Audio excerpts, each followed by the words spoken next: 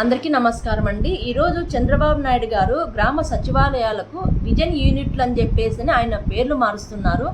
అయ్యా చంద్రబాబు నాయుడు గారు, మీరు జగన్మోహన్ రెడ్డి గారు ఏవైతే పథకాలు పెట్టినారో ఆ పథకాలన్నిటికీ కూడా మీరు ఈరోజు పేర్లు మారుస్తున్నారు. ఎందుకంటే మొన్న జరిగినటువంటి తుఫాన్లో సచివాలయాల ద్వారా ప్రజలకు ఎంతో మేలు జరిగింది అని చెప్పేసి అక్కడ ఉన్నటువంటి ఆఫీసర్లు చెప్పడం ద్వారా ఈరోజు జగన్మోహన్ రెడ్డి గారికి మంచి పేరు వచ్చిందనేసి ఒక దురుద్దేశంతో ఈరోజు గ్రామ సచివాలయాల పేర్లు మారుస్తున్నారు.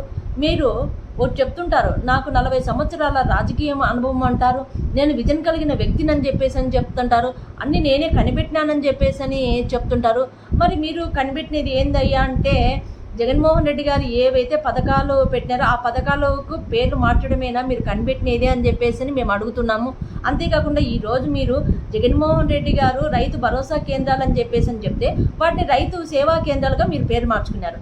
జగనన్న కాలనీలు అంటే ఎన్టీఆర్ నగర్లుగా మార్చుకున్నారు. రైతు భరోసా అంటే అన్నదాత సుఖీభావుగా మీరు మార్చుకున్నారు. అమ్మఒడి అని చెప్పేసి అంటే తల్లి వందనంగా మార్చుకున్నారు. గోరుముద్ర అంటే మధ్యాహ్నం భోజనంగా మార్చుకున్నారు. విద్యా కానుక అని చెప్పేసి అంటే విద్యా మిత్రగా మీరు మార్చుకున్నారు. నాడు నేడు అనేసి అంటే మన బడి మన భవిష్యత్తు అని చెప్పేసి మీరు మార్చుకున్నారు. మత్స్యకార భరోసా అంటే మత్స్యకారుల సేవలో అని చెప్పేసి మీరు మార్చుకున్నారు. వాహన మిత్ర అంటే ఆటో డ్రైవర్ల సేవలో అని చెప్పేసి మీరు మార్చుకున్నారు. దిశ యాప్ అని చెప్పేసి అంటే శ్రీశక్తి యాప్గా మీరు మార్చుకున్నారు. ఈరోజు గ్రామ సచివాలయాలను వచ్చేసి విజన్ యూనిట్లు అని చెప్పేసి మీరు పేర్లు మారుస్తున్నారు. కానీ మీరు ఎన్ని పేర్లు మార్చినా కూడా జగన్మోహన్ రెడ్డి గారు ప్రజల హృదయాల్లో స్థిరస్థాయిగా నిలిచిపోయినారు. ఆయనను ప్రజల నుండి మీరు ఎన్నడూ కూడా దూరం చేయలేరు. ఎందుకంటే ఆయన ప్రజలు మర్చిపోలేని విధంగా ప్రజలకు సేవలను అందించిన ఘనత ఒక జగన్మోహన్ రెడ్డి గారిది. ఆ రోజు జగనన్న గారు ముఖ్యమంత్రిగా ఉన్నప్పుడు ప్రతి పథకం కూడా ప్రభుత్వ సేవలు ప్రజల ఇంటి వద్దకే అందాలని చెప్పేసి గ్రామ సచివాలయ వ్యవస్థను తీసుకొచ్చినది జగనన్న గారు.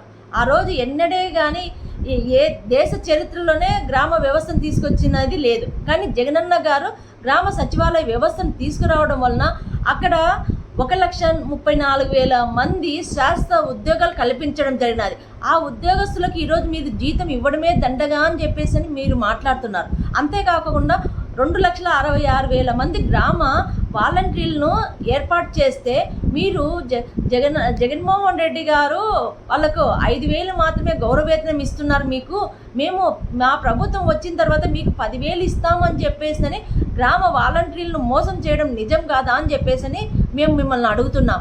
ఈరోజు దగ్గర 15,000 గ్రామ వార్డు సచివాలయాలు ఏర్పాటు చేయడం వలన ఈరోజు ప్రతి పథకం కూడా ప్రజలకు అంతా ఉంది. ఈరోజు గ్రామ వాలంటీర్ల ద్వారా ఈరోజు జగనన్న గారి 4.5 సంవత్సర కాలంలో దగ్గర 12 కోట్ల ప్రభుత్వ సేవలు అందడం జరిగింది ప్రజలకు.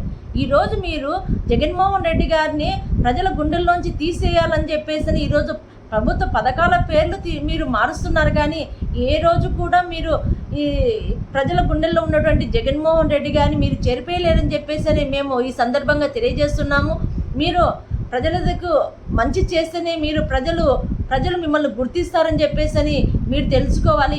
ఈ విధంగా ప్రభుత్వ పథకాలు పేర్లు మార్చినంత మాత్రాన ప్రజల గుండెల్లో ఉన్నటువంటి జగన్మోహన్ రెడ్డి గారిని దూరం చేయలేరు అని చెప్పేసి ఈ సందర్భంగానే మేము తెలియజేస్తున్నాము.